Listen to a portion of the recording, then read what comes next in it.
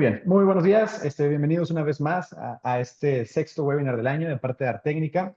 En esta ocasión vamos a estar hablando de control de calidad en incubadoras neonatales. Una vez más, muchas gracias por acompañarnos a esta sexta edición de webinars que hemos estado haciendo alrededor del año.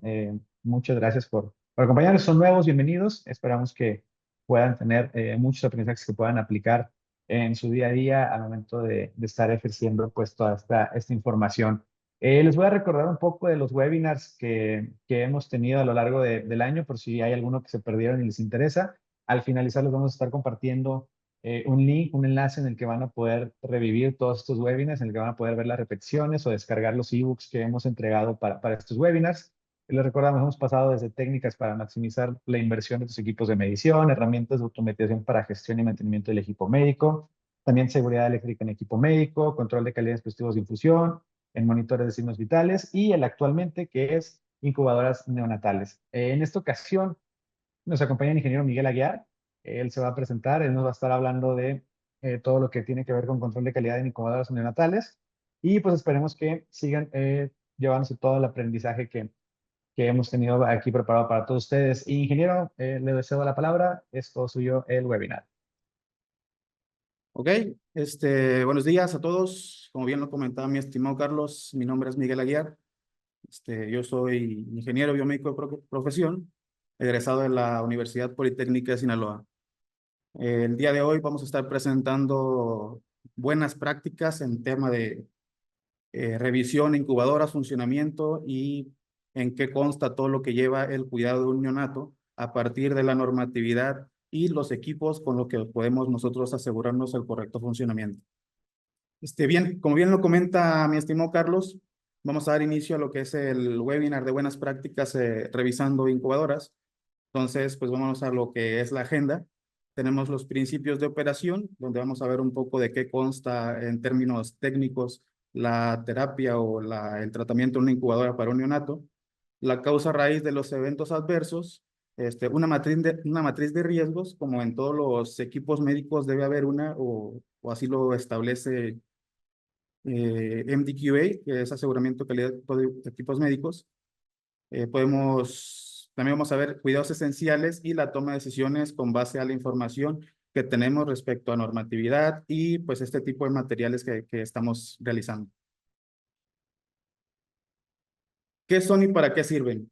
Prácticamente las incubadoras son un equipo que establece un entorno donde el neonato va a poder estar en condiciones de desarrollo óptimas, en todo caso de que nazca con algún problema o con algún tema que llegue a complicar el correcto desarrollo. En este caso, la mayoría de las veces se utiliza este tratamiento para bebés que nacen prematuramente o en todo caso nacen con este déficit para poder desarrollarse correctamente. Las incubadoras regulan el tema de temperatura, tenemos modos de cómo regularlos, tenemos manuales en automático por un sensor de piel. Entonces, todo este tipo de cosas lo vamos a ver al desarrollo del webinar. Igual al final tenemos una sesión de preguntas para poder resolver cualquier duda que se llegue a presentar. También vamos a estar viendo cómo revisar estos aparatos y el porqué de cada elemento que componen este equipo.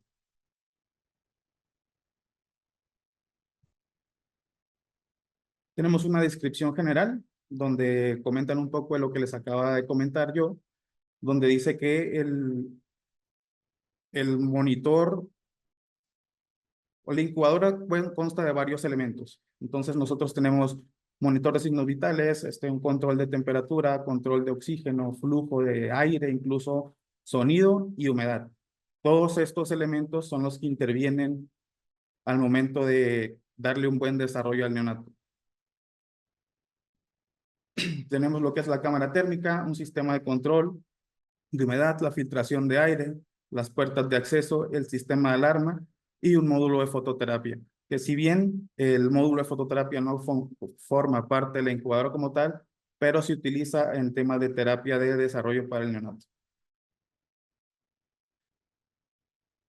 El principio de operación de la incubadora o en la cámara térmica, esta cámara es crucial para mantener una temperatura constante y adecuada simulando las condiciones del útero materno. Es esencial para dar el confort y bienestar del neonato y ayudarnos a estabilizar su temperatura corporal en un entorno controlado que favorece su desarrollo y supervivencia. Es lo que comentaba. Tenemos una regulación de temperatura en el equipo donde nosotros podemos estimar o podemos establecer la temperatura óptima para que el neonato se esté desarrollando. Entonces, todo se lleva a cabo dentro de la cámara térmica. Ahora, más adelante vamos a ver qué más componen el equipo. Tenemos el sistema de control de humedad, que regula los niveles de humedad dentro de la incubadora para mantener la piel del neonato hidratada y prevenir la pérdida excesiva de agua. Este sistema es vital para proteger la delicada piel del recién nacido y asegurar que el ambiente sea lo más confortable posible. Tenemos el sistema de filtración de aire, que este sistema nos garantiza que el aire dentro de la incubadora esté libre de contaminantes. Para eso utilizan filtros bacterianos y demás, para purificar el aire y el entorno del bebé esté pues estéril, libre de cualquier agente que pueda dañar su sistema respiratorio o en todo caso de infecciones. Tenemos un monitor de signos vitales que, como comentaba, al igual que el módulo de fototerapia, no forma parte como tal del equipo, pero va incluido en el tema del tratamiento, porque tenemos que tener monitorizado, pues, ya sea la presión, que para eso podemos utilizar también otro tipo de equipos, pero un monitor de signos vitales, pues, ya lo trae incluido. Tenemos el electrocardiograma, para revisar los pulsos. Tenemos saturación de oxígeno. Por ahí, si hemos entrado o estado en un área neonatal, podemos ver a los bebés con un parchecito en el pie o en el brazo, porque pues tienen los dedos muy pequeños para poder utilizar un sensor de DAL. Pero ahí tenemos todo el monitoreo del bebé respecto a las condiciones externas. Y tenemos las puertas de acceso que permiten al personal manipular o cambiar algún sensor o limpiar al neonato. En todo caso, hacer un cambio dentro de la cámara térmica. Prácticamente, pues son para accesar y dar un mejor manejo y no exponer tanto al bebé en temas de abrir la puerta o tener que estar sacando al bebé para manipularlo.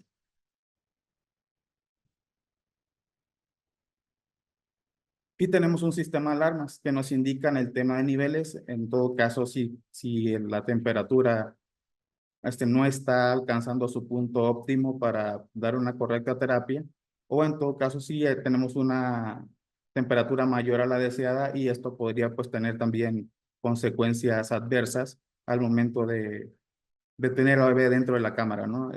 Obviamente puede haber tema de quemaduras, sobrecalentamiento o en todo caso hipotermia o hipertermia, independientemente si esté alta o baja la temperatura, el sistema nos va a alarmar en todo caso. Me disculpo, voy a tomar un poco de agua.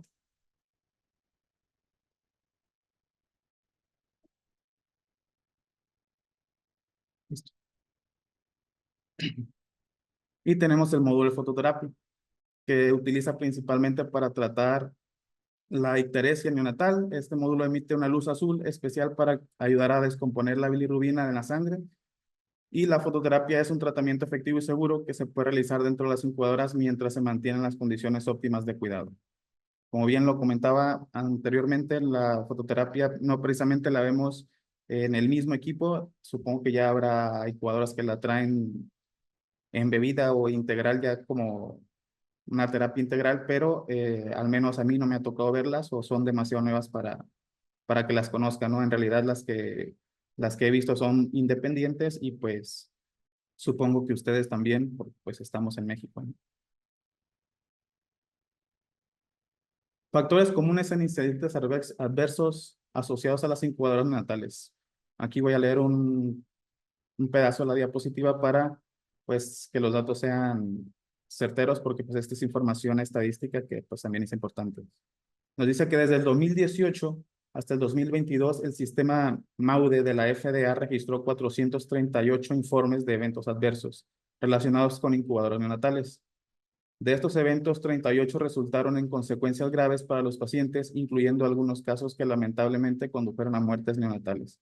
Estos datos subrayan la importancia crítica de realizar mantenimientos regulares y adherirse estrictamente a las recomendaciones del fabricante para la operación de estos dispositivos esenciales.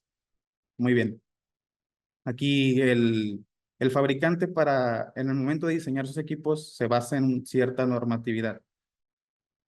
Igual los equipos para revisar los equipos médicos también se basan en esas mismas normatividades o al menos las toman en cuenta para que todo coincida y todo se haga respecto a un estándar.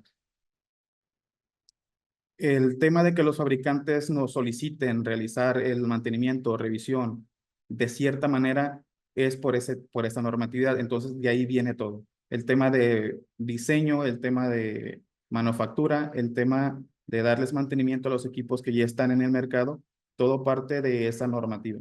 Entonces, más adelante vamos a ver temas de normatividad, qué normas influyen en incubadoras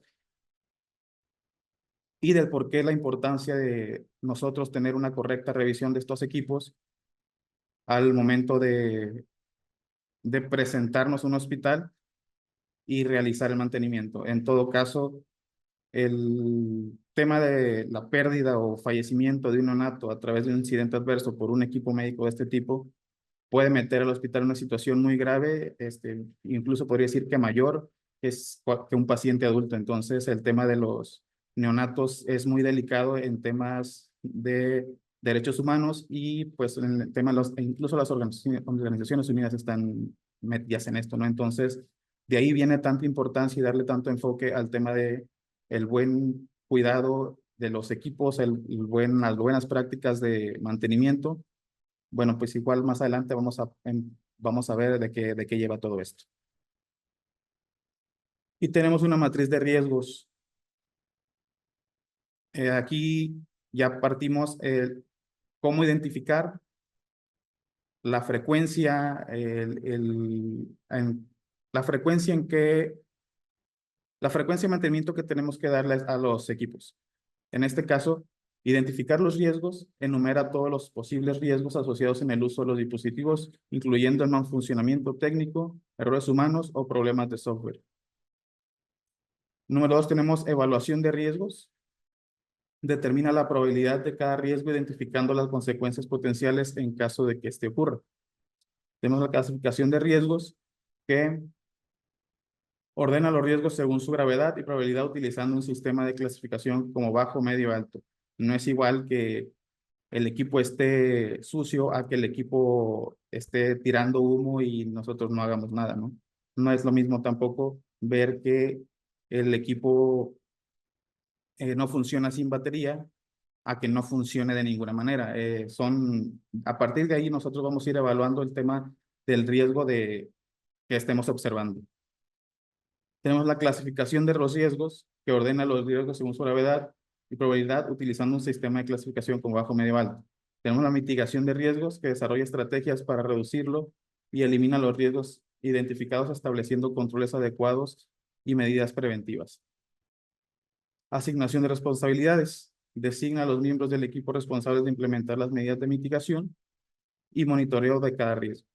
Y tenemos revisión y actualización regular. Revisa la matriz de riesgo regularmente y actualiza según sea necesario para reflejar cambios en un entorno operativo. Esta matriz de riesgos no tiene que ser la misma precisamente para todos los equipos y no tiene que ser la misma precisamente para el mismo equipo al transcurso del tiempo. Va cambiando, es como un sistema de mejoramiento donde nosotros vamos a obtener la manera más óptima de tener el equipo en las mejores condiciones. Obviamente, siempre evaluando el tema de qué tan riesgoso podría ser y cómo impactaría en la salud del neonato las decisiones que nosotros estemos tomando como ingenieros biomédicos o tomadores de decisiones. Y aquí es un ejemplo de la matriz de riesgos. Tenemos mal funcionamiento del equipo y ahí tenemos probabilidad, impacto y prioridad, medidas de mitigación y responsables. En realidad, básicamente el listado de la diapositiva pasada hacía mención a esa tablita que aquí ya lo vemos un poco más gráfico o más entendible. Y pues para nosotros que somos pues ingenieros o técnicos, por así decirlo, pues se nos hace más fácil verlo de esta manera. Igual MDQA es una universidad y establecieron este tipo de iniciativas para el correcto funcionamiento de los equipos. Más adelante por ahí vamos a ver una fotito de cómo lo implementan ellos, pero pues este es un ejemplo muy gráfico y explícito de cómo lo podríamos hacer, ¿no?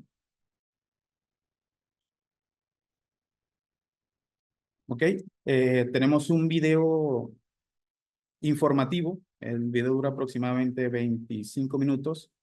Habla respecto a lo que estuvimos viendo en las diapositivas, el cuidado de los equipos, el por qué es importante, temas estadísticos, temas normativos y el cómo una norma impacta a final de cuentas en la salud de un neonato, ¿no?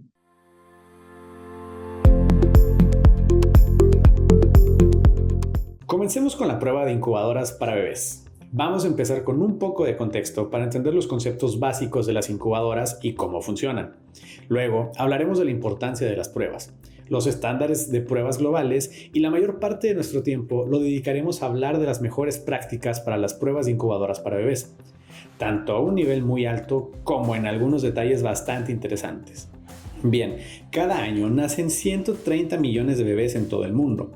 15 millones nacen prematuros, eso es aproximadamente 1 de cada 9, y pueden tener enfermedades o complicaciones, enfermedades de la infancia temprana o estados de enfermedad. Entonces, ¿por qué es importante todo esto? Bueno, porque estos pacientes son especialmente vulnerables, incluso durante los primeros meses de sus vidas. Notamos a finales del año pasado que hubo un artículo en la revista de Ingeniería Clínica de octubre a diciembre de 2018 que discutía la prueba de incubadoras para bebés.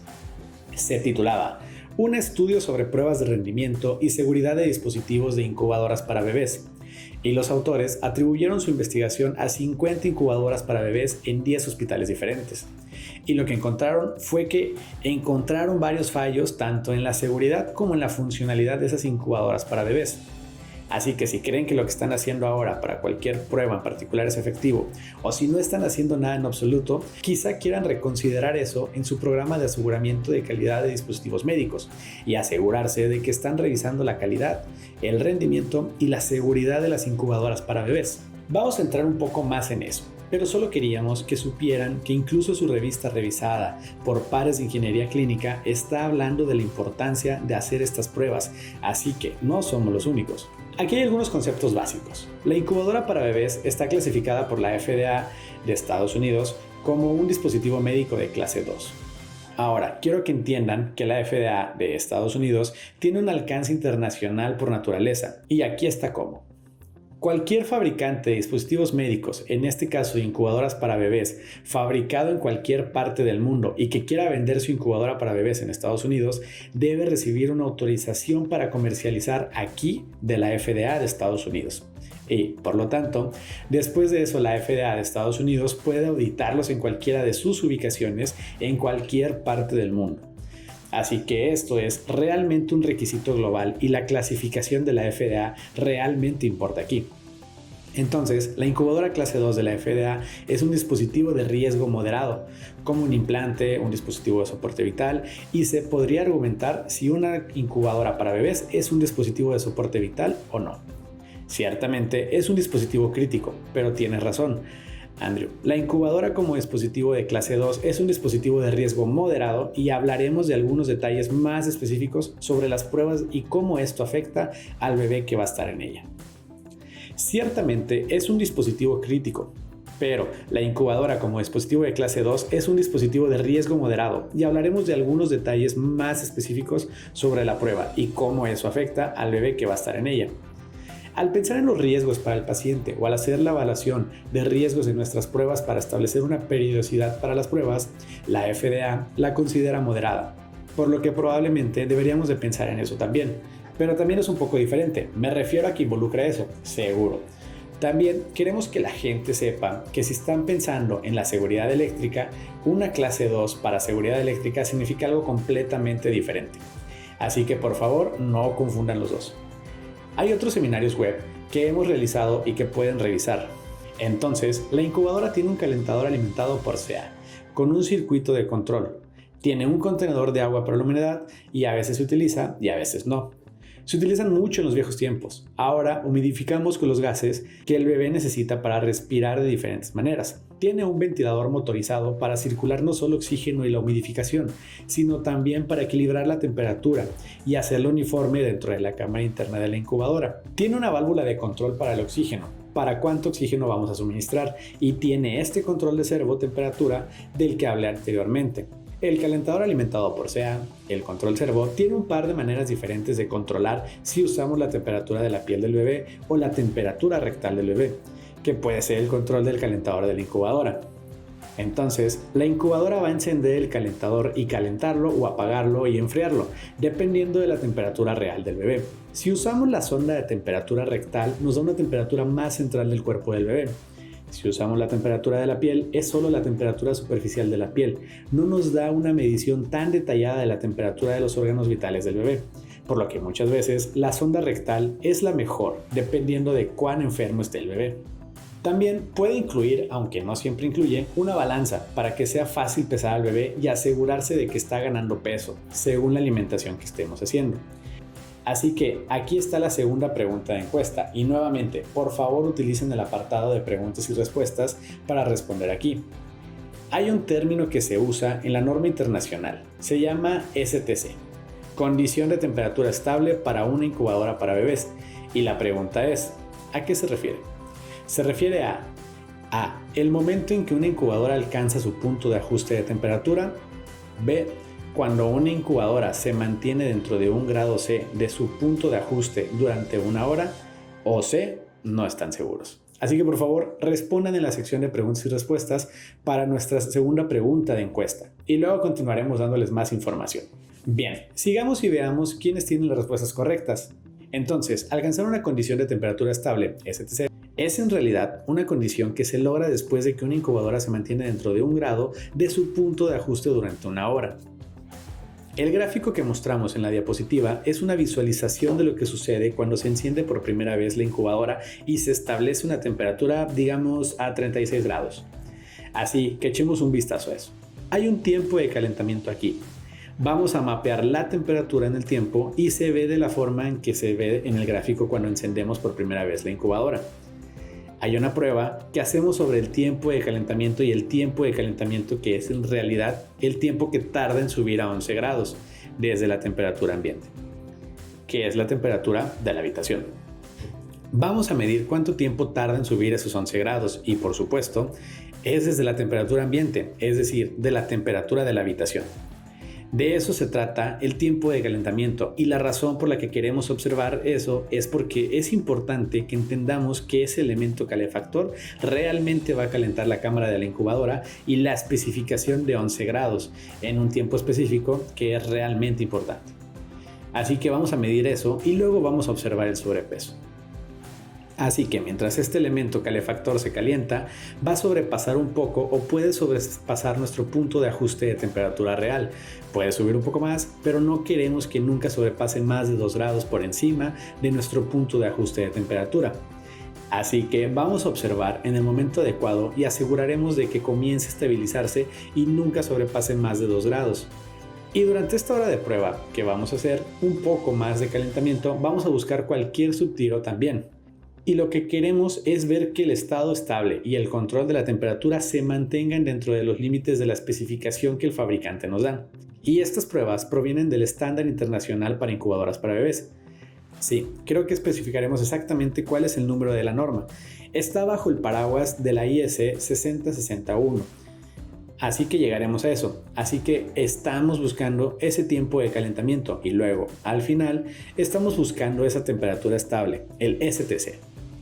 Así que queremos mantener la temperatura uniforme, la humedad debe mantenerse dentro de un 10% del punto de ajuste, el oxígeno dentro de un 5% de lo que sea nuestra configuración de control y llegaremos a por qué son importantes.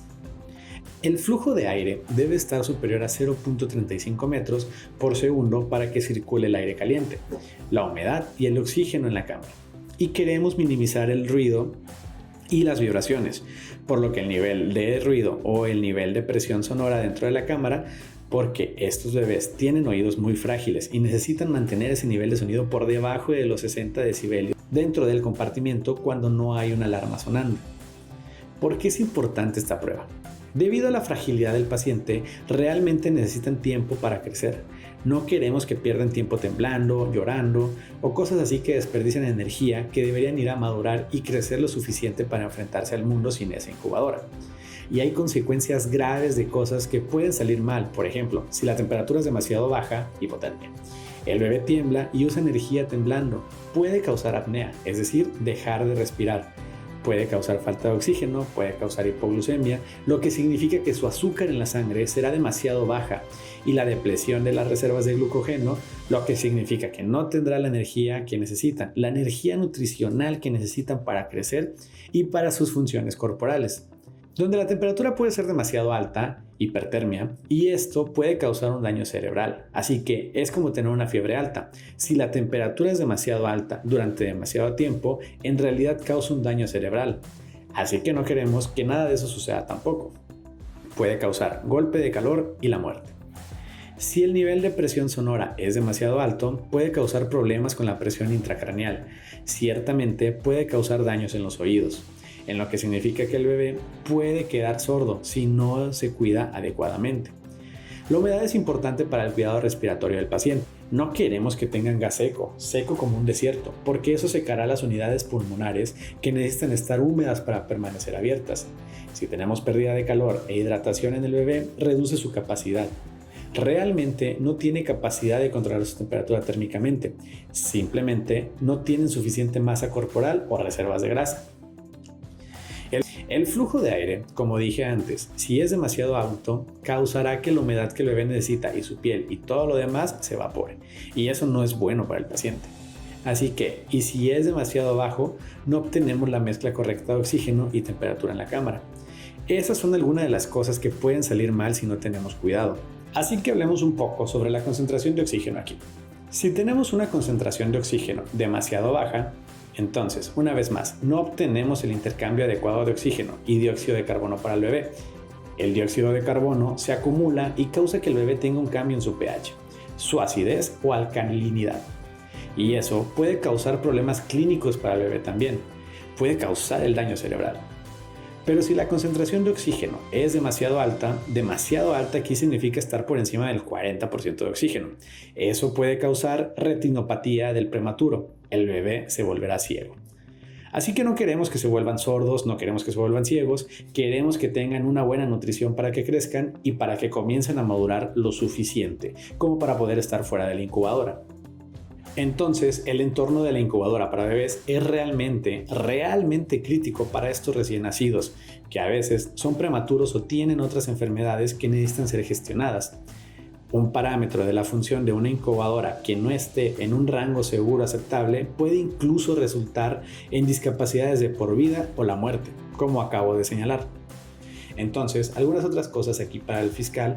La idea aquí, no importa si tenemos sistema de salud financiado por el gobierno o si tenemos atención médica privada. El costo de proporcionar esa atención importa. Así que el costo de la atención es más alto de lo que el gobierno o las compañías de seguros pagarán. Si el paciente tiene una estancia más larga en el hospital de lo que sería aceptable o reembolsado, eso es lo que significa para el hospital. Las enfermeras y el personal clínico son parte de esa atención. Las familias de los pacientes se preocupan por los costos. Si no tienen seguro, esto sale de su bolsillo al 100%. No tienen ninguna ayuda para pagar este tipo de atención. Y lo que queremos hacer es minimizar el tiempo que el bebé pasa en la incubadora. Todo lo demás siendo igual, para que podamos necesitar que la incubadora funcione absolutamente bien. Aquí está la norma que estábamos hablando bajo el paraguas de la IEC 6061. Un conjunto de normas mínimas de rendimiento y seguridad a nivel internacional. La 6061-2-19 cubre las incubadoras para bebés que se utilizan en el hospital y en una sala de neonatología de nivel 2 o en una unidad de cuidados intensivos neonatales. Hay otros dos estándares también. El otro estándar para incubadoras para bebés es el 21. Creo que trata sobre incubadoras de transporte y en esas incubadoras de transporte incluyen e integran en ellas ventiladores y otros dispositivos médicos en una sola unidad que se puede mover de un hospital que no tiene todas las instalaciones necesarias para tratar a ese bebé a otro hospital que sí las tiene. O desde un lugar donde nace el bebé, porque los bebés nacen en la parte trasera de los autos y en todo tipo de lugares diferentes. para llevarlos a un hospital donde se pueda recibir la atención adecuada. Entonces, ¿quiénes utilizan esa norma? Bueno, el fabricante de dispositivos médicos debería utilizar esa norma en su prueba de validación de diseño. Eso significa que si soy un fabricante y diseño esta gran incubadora para bebés, lo que necesito es asegurarme de poder demostrar a la FDA de Estados Unidos, a los ministerios de salud y a otros reguladores que mi incubadora para bebés es segura y efectiva para su uso clínico. Entonces, esta norma está diseñada para que pueda recopilar información sobre el diseño y la funcionalidad de la incubadora para bebés, y se acompaña de estudios clínicos que se realizan como pruebas de respaldo también. Luego esos fabricantes toman las pruebas de validación del diseño y las utilizan para identificar el procedimiento de pruebas específico de marca y modelo que se encontrará en el manual de servicio de esa incubadora para bebés en particular. Entonces, el procedimiento de manual de servicio de fabricante será el resultado de esas pruebas. Puede o no incluir todas las pruebas, exactamente como lo habrían hecho a partir de la norma, pero estarán basadas en la metodología de prueba estándar y los límites de prueba de la norma. Y así es como llegan a ustedes a través de esos manuales de servicio.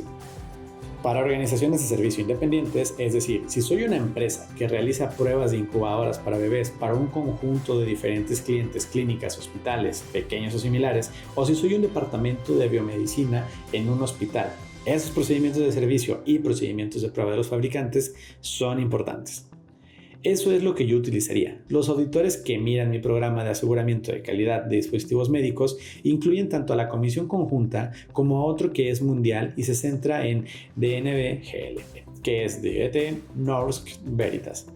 Y ya estamos alrededor del 50-50 en los Estados Unidos. Ahora, en cuanto a si un hospital es auditado con la Comisión Conjunta o DNV y las compañías de seguros de locales y el Departamento de Seguridad Estatal que tienen el poder de cerrar su sala neonatal o todo su hospital si no están haciendo las pruebas de manera adecuada o si tienen demasiados incidentes. Así que la Comisión Conjunta o DNV acreditan al hospital, incluidos los departamentos biomédicos y los departamentos clínicos también. El entorno de atención sobre dispositivos médicos, incluidas las incubadoras. Entonces, ahora que hemos revisado los antecedentes y la funcionalidad básica y de dónde provienen los requisitos de las pruebas, echemos un vistazo a algunas de otras cosas. Mejores prácticas. Entonces, hay tanto roles de enfermería como de procesamiento central aquí en términos de pruebas de incubadoras para bebés semanalmente y después de cada uso del paciente. El departamento de enfermería tiene algunas cosas que deben hacer: limpiar la incubadora para los bebés, desinfectar humidificadores y cosas por el estilo. Trimestralmente, el departamento de enfermería y o procesamiento central también necesita reemplazar los filtros de aire o cuando parecen estar sucios, necesitan ser reemplazados o limpiados. Y hay otras cosas que también necesitan ser revisadas, incluidos los sellos y otros elementos que ayudan a prevenir la pérdida de temperatura, la pérdida térmica dentro de la cámara. También vamos a observar esas cosas como biomédicos cuando realicemos la prueba de mantenimiento preventivo, y esto generalmente será una vez al año que revisemos estas incubadoras. Vamos a realizar pruebas de seguridad eléctrica también, y podemos calibrar la balanza si hay una incluida en ella aproximadamente cada 2 años. Vamos a reemplazar la batería sin importar cuál sea la química de la batería, porque no queremos que la batería falle justo cuando más se necesita. Y eso va a ser más importante para esas incubadoras de transporte. Cada 3 años vamos a calibrar el humidificador dependiendo de qué tipo de humidificador esté incluido. Queremos estandarizar nuestros procedimientos de prueba, entonces típicamente lo que haríamos es seguir el estándar internacional o nuestro estándar nacional local. O seguiríamos el procedimiento de pruebas del fabricante del manual de servicio de la incubadora para bebés. Así que esos son los lugares donde vamos a encontrar un procedimiento de prueba que podemos utilizar y estandarizar. Eso es realmente importante. No importa si están documentando sus pruebas con papel y bolígrafo y guardándolas en un archivador, o si están recopilando esos datos de manera más electrónica para que puedan volver a ellos y evaluar fácilmente las tasas de fallos de las diferentes partes de su incubadora. Porque al final del día se trata de mantener bajos los costos de atención. ¿Quieren adoptar una frecuencia de la inspección consistente? Dijimos una vez al año. Eso es lo que generalmente se acepta, pero pueden tomar una decisión diferente. Les voy a mostrar de una manera en la que pueden verificar la frecuencia de inspección del fabricante o proponer una propia que coincida mejor con la tasa de fallos que está habiendo en las incubadoras para bebés en su propio inventario. Aquí hay un flujo de trabajo. Una hoja de la Universidad de Vermont elaboró y utiliza un programa de aseguramiento de calidad de dispositivos médicos para evaluar una evaluación basada en riesgos de la frecuencia con la que se debe de probar el dispositivo médico. Tenemos una serie completa en nuestro programa de NDAQA, bajo la formación terminada para mostrarles cómo utilizar esta hoja de trabajo. Lo que quiero que recuerden aquí principalmente es que observen esa puntuación total de riesgo en la parte inferior. Si la puntuación total de riesgo es 13 o más, vamos a observar ese dispositivo médico 2 veces al año. Si es inferior a 13, observaremos una vez al año.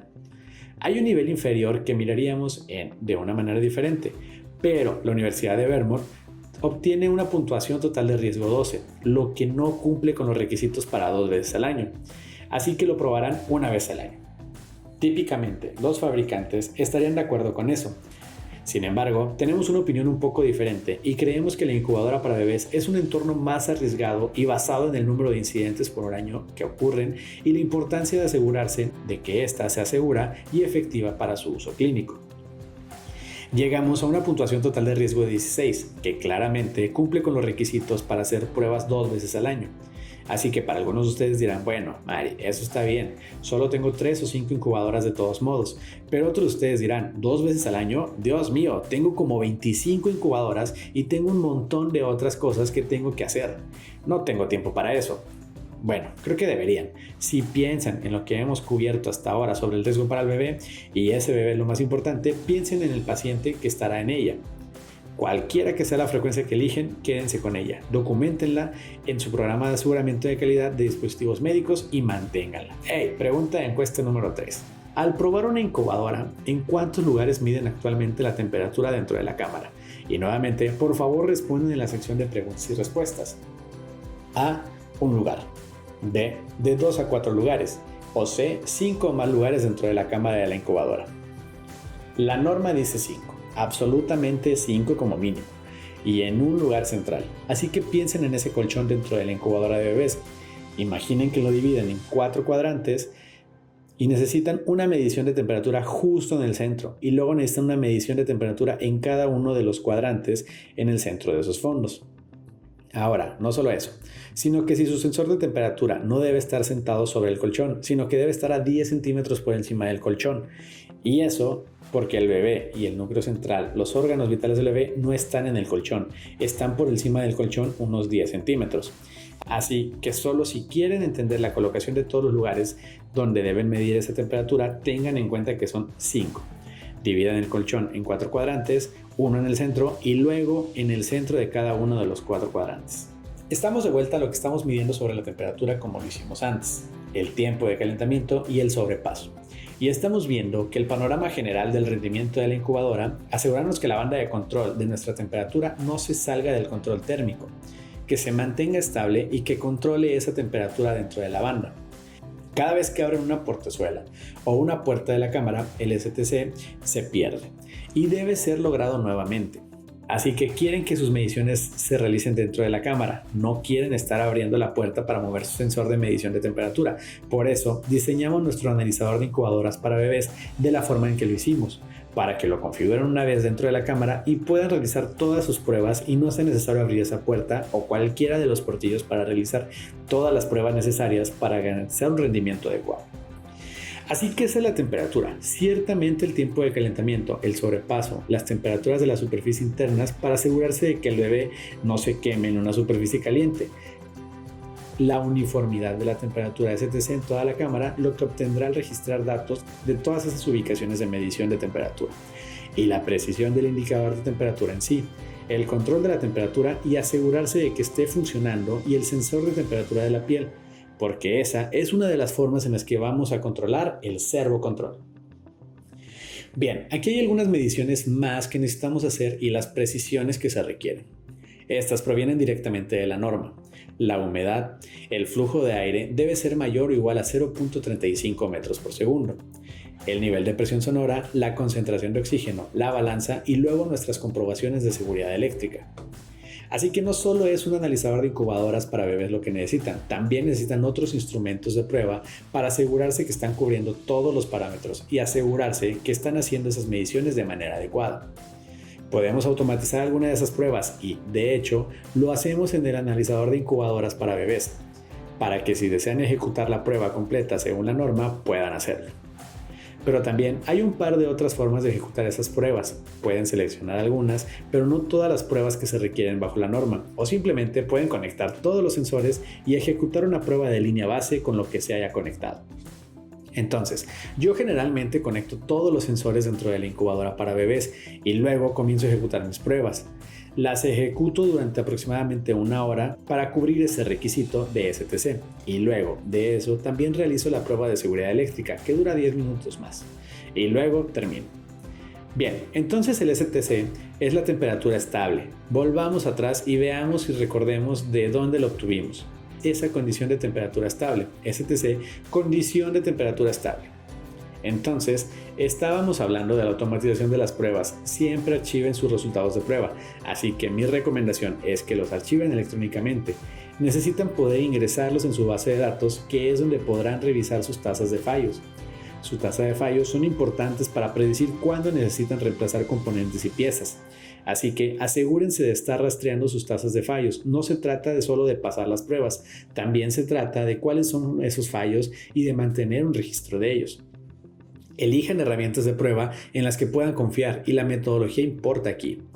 Hablaremos de eso en otro tema en otro día. Aquí hay algunos atributos que podrían considerar: medición simultánea de parámetros, muestra de resultados en tiempo real de aprobado y desaprobado al realizar pruebas basadas en estándares, funcionalidad inalámbrica para algunos países. No todos los países del mundo permiten la comunicación inalámbrica entre su computadora y el instrumento de prueba, pero tenemos un rango que sí lo permite. Pregúntale a su representante para que les ayude con eso. Y pueden crear secuencias de prueba personalizadas.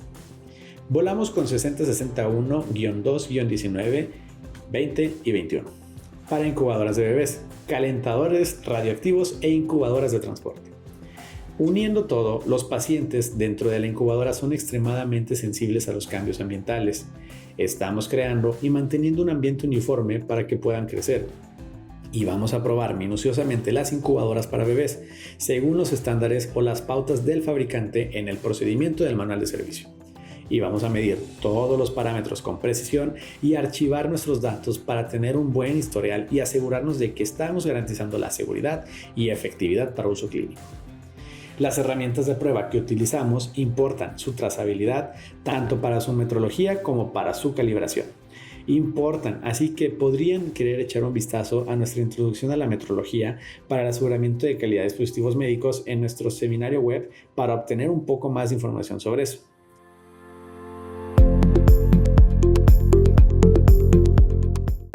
Prácticamente pues quedamos abiertos al tema de preguntas y respuestas en caso de haber alguna duda, como en los demás webinars o seminarios. Por correo también vamos a estar contestando sus dudas y preguntas, pero pues estamos a la orden aquí para responder las que surjan en este momento.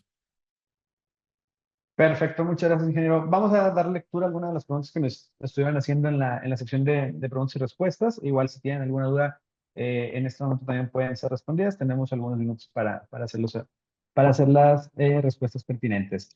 Nos pregunta mi ingeniero Santiago del Río, ¿cuáles son las principales fallas que presenta la incubadora? ¿Ok? Pues depende de la experiencia de cada ingeniero, ¿no? En mi caso, o estadísticamente, siempre es el tema de que la incubadora no alcanza la temperatura deseada o tarda demasiado en alcanzarla. Entonces, no es una falla como tal, pero es un tema de ajuste en la regulación de la temperatura para que funcione óptimamente. Pero pues nos podemos encontrar cortos en el cable de alimentación, la resistencia dañada, el ventilador que no funciona y no puede pues mover el aire dentro del ambiente cerrado y transmitir el calor a través del aire, ¿no? Entonces son un ejemplo de fallas que podríamos encontrarnos en las incubadoras, o ya daño físico, tema de botones, pantallas y demás. Entonces son muy comunes, pero como lo digo, no tengo un dato estadístico de cuál es la más común. Para mí es el tema de la regulación de la temperatura. El tema del ajuste no permite que la temperatura llegue al punto óptimo en el tiempo deseado. Entonces, para mí ese sería como que lo más usual.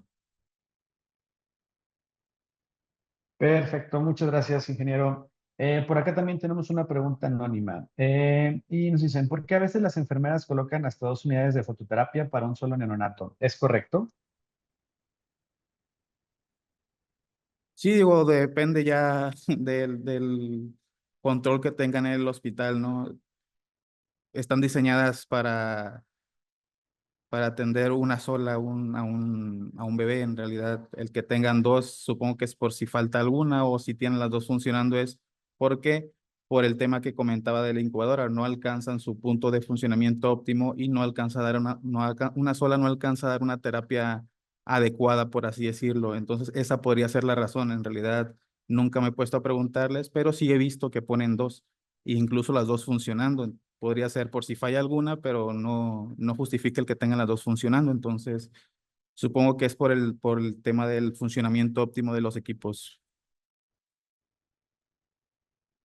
Perfecto, muchas gracias, ingeniero. También por acá tenemos, en cuanto al tema del oxígeno en las incubadoras, algunas, como las Drager, utilizan celdas o sensores. ¿Cada cuánto tiempo recomiendan ustedes que deberían cambiarse?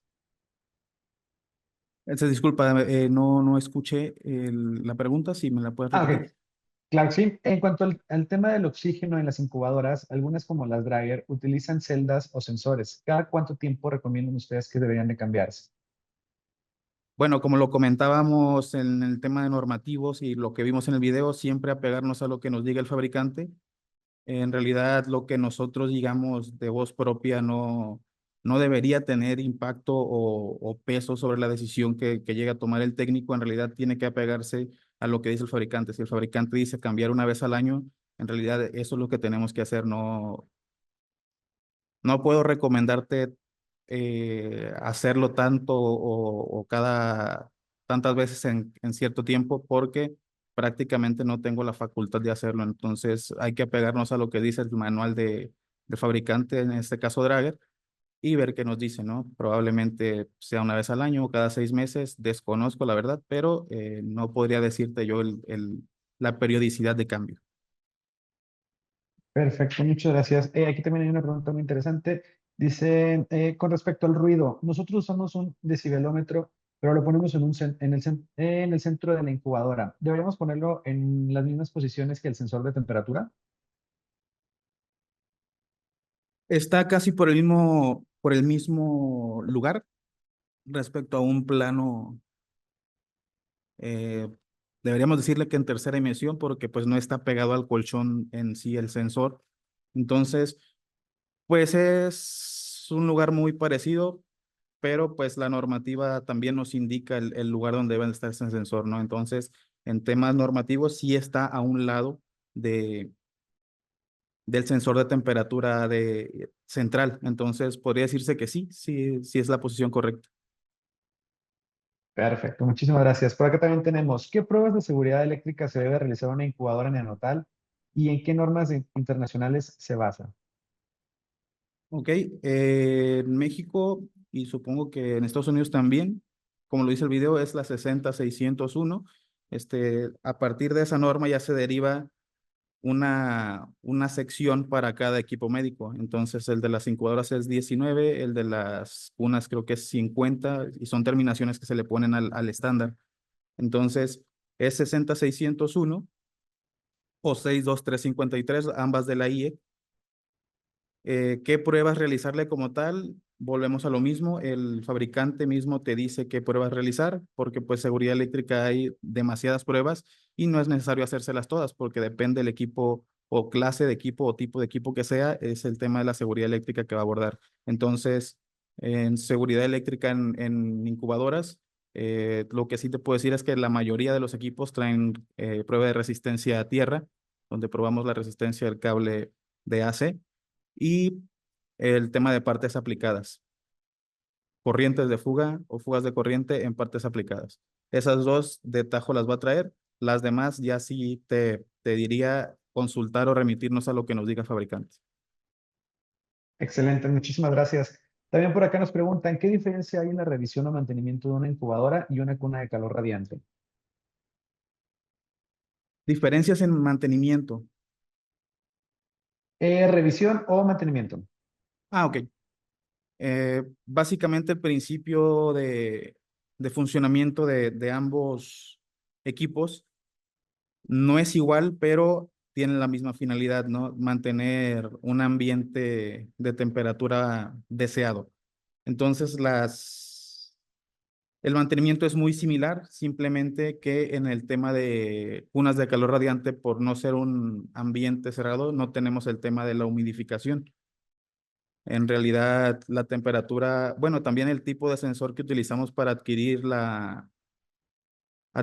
el valor de la temperatura es diferente. En tema de incubadoras, en nuestro caso utilizamos sondas y en tema de cunas de calor utilizamos discos de contacto, podría decirse. Estos discos pues se calientan y a partir de ahí tenemos el tema, el valor de la temperatura o la constante en este caso o el factor. Y de ahí el equipo pues ya estima la temperatura a, a medir, ¿no? En todo caso, el principio del mantenimiento es básicamente el mismo. Tenemos un monitoreo de la temperatura o el punto óptimo de temperatura en los dos casos respecto a cierto tiempo. Entonces, podría decirse que solo aquí no incluiríamos el tema de la humidificación. En realidad, todo lo demás igual lo incluye. La única diferencia sería el tipo de sensor que utilizamos para realizar el mantenimiento. Perfecto, muchísimas gracias. Estamos recibiendo muchas preguntas. Les recordamos que nosotros nos quedamos con todas esas preguntas y tenemos su dirección de correo electrónico para poderles responder todas las demás. No sabemos aún si nos va a dar el tiempo de responder todas. Tenemos un gran número de preguntas. Les agradecemos mucho la participación y el interés en estos temas. Nada más para finalizar, le voy a ceder la palabra a Luis Garduño, director de Artécnica. Tiene unas palabras para nosotros y si nos queda tiempo regresamos aquí con las preguntas y respuestas. Adelante, Luis Garduño. Gracias, Carlos. Simplemente ofrecerle a la audiencia disposición de nuestros ingenieros para que se acerquen a compartir sus dudas. Es muy común que en este tipo de equipos las dudas técnicas tengan que hablarse muchísimo más a detalle. Entonces, en ese sentido, nosotros ponemos a disposición a ustedes, a los ingenieros, para que nos apoyen contactándolos, discutan sus dudas técnicas en lo particular y en todo caso incluso podríamos llegar hasta hacer una demostración del equipo, pues para que ustedes puedan sentirse más cómodos con la propia operatividad y que puedan aterrizar mejor la necesidad en términos de si requieren o no un equipo de ese tipo para operarlo en sus hospitales. Eso era todo, Carlos, adelante. Perfecto, muchísimas gracias, Luis Garduño. Y un poquito también complementando aquí con la pregunta que nos hace el ingeniero Brian González. Claro que sí, podemos copiar todas esas preguntas y podemos también poner las respuestas en el correo que les hacemos llegar posterior al webinar y pues de esta manera todos nos enriquecemos del conocimiento. Aquí pues todos aprendemos, ¿no? Nosotros, ustedes, y pues el objetivo principal es que todos podamos ejecutar o aplicar todo lo aprendido en estos webinars para pues mejorar la salud de México y de todos nuestros pacientes. ¿Ok? Entonces, vamos a dar por finalizada esta sesión. Nosotros, les repito, tenemos aquí ya todas las preguntas, las vamos a anotar en el correo que tenemos. Se las vamos a hacer llegar junto con el ebook que tenemos de cortesía complementando la información que se vio aquí en el webinar. También van a poder ver la repetición de este webinar por si lo quieren compartir con algunos de sus colegas dentro de sus empresas o dentro de su equipo de trabajo. Y pues los esperamos en el siguiente webinar. Ahí también podrán ver la invitación para el siguiente webinar. Y pues los invitamos también a que sigan todas nuestras redes sociales para que estén al pendiente de todos estos temas que vamos a estar abordando a lo largo del año. Un agradecimiento a Artécnica, al ingeniero Miguel Aguiar, a Luis Garduño, director de Artécnica, y pues a todos ustedes por acompañarnos aquí hasta el final de este webinar. Esperamos que les haya servido mucho toda esta información y nos vemos en el próximo webinar. Muchísimas gracias.